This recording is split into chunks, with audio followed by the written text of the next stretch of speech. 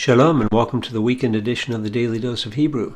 We're looking at Jeremiah chapter 5, and in the first few verses, Jeremiah has been wandering through the streets of Jerusalem looking for someone who is truly following God and seeking Him, fearing Him, desiring to walk in His ways, and he can't find anyone. But at first he's thinking it must just be the poor, ignorant people, and he's going to propose something else in this verse. Let's go ahead and read it in Hebrew as we get started. Eleka li el hagadolim va'adebara otam ki hema yadu derek Adonai mishpat Eloheim ak hema yakdav shavru ol nitiku moserot. We start with this one here, starting with an aleph. It looks like it's going to be an imperfect. Actually, though, it's a verb with the ending on it. It's going to be a cohortative, not an imperfect, a cohortative. Based on the imperfect, it's going to be with an aleph performative. It's going to be first common singular. This is a cal, and it's from our good old verb halak, to walk or to go. Halak. And the hey often drops off, and sometimes it shows up in other forms, sometimes it doesn't, but here it's lengthening the vowel here, so the herrick has been lengthened into a series. That's one way you know it, but this is irregular but very common, so we're used to seeing it. And then the hey of the cohortative. So this is not I will go, but let me go. I desire to go for myself. So this is lamed just with the first common singular suffix. Let me go for myself. This is sort of almost a reflexive idea. It's a little weird to us, but it's fairly common with verbs of motion. So it's you do see it quite a bit in the Old Testament. Sort of similar to the middle voice that you find in Greek, for instance. Whenever you're going someplace, a lot of times you're using the middle voice because you're involved in the process of taking yourself there. So it's sort of what we find here. So let me go, or I will go for myself, or I desire to go to the great ones. Well, here we have, here's your article, so it's the, and then gadolim, so this is obviously masculine plural, and gadol, which is your adjective, which means big. So adjective being used as a substantive here. So it's the big ones, the great ones, and this is probably a general term for the leaders of the people, because he was with the smaller people, so to speak, the poor, those who don't have a social status, and now he's going to the great ones. And he says, and let me speak. So once again, cohortative, first common singular. This time it's a PL, obviously, from the verb dabar. You can see that. You can see the signs of the PL with the composite schwa and the doubling here in the beth. And let me speak with them.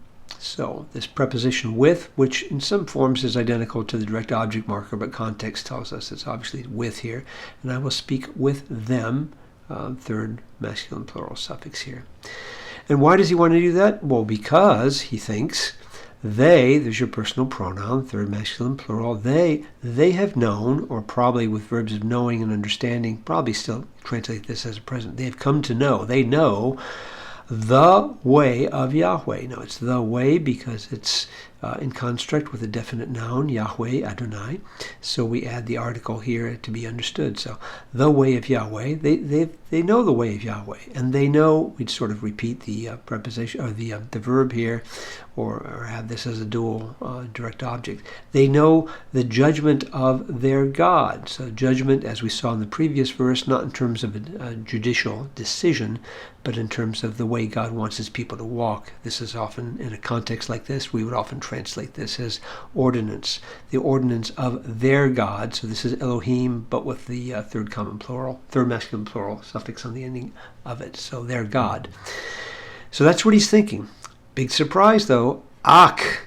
Now, ak in the previous verse was more of an affirmative, surely. Here it's going to be adversative, but, however, big surprise, they, the same they here that you had up here, this third masculine plural pronoun, they all together, what did they do? Well, they broke the yoke. This is just a perfect third common plural cal from the verb shavar, which means to break.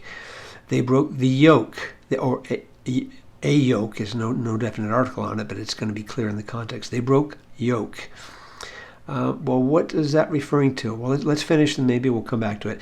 Nitiku, so once again, they tore off. So this is a perfect third common plural. This one is a PL from the verb natak.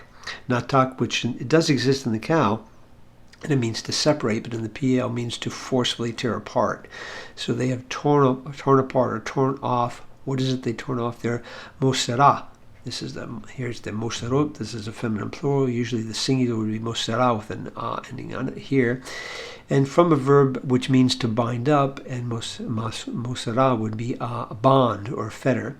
So they broke the yoke and they broke a yoke and they tore off bonds. Well, what is this referring to, this yoke and the bonds?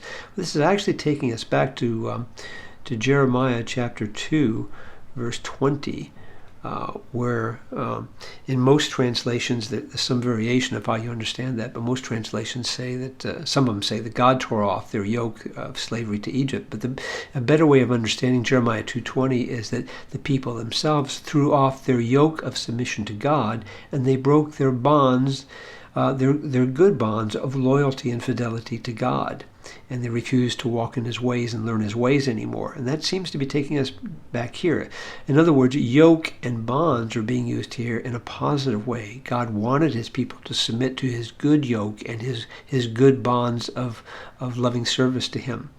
This is a theme that'll be picked up later on in the New Testament in a very famous passage, which you probably know, where Jesus himself will say, "Come to me, all you who labor and are heavy laden, and take my yoke upon you and learn of me." So this is a godly kind of submission that God wants. But here in this verse, the people will have none of it. And it's the great people, those who are supposed to know God.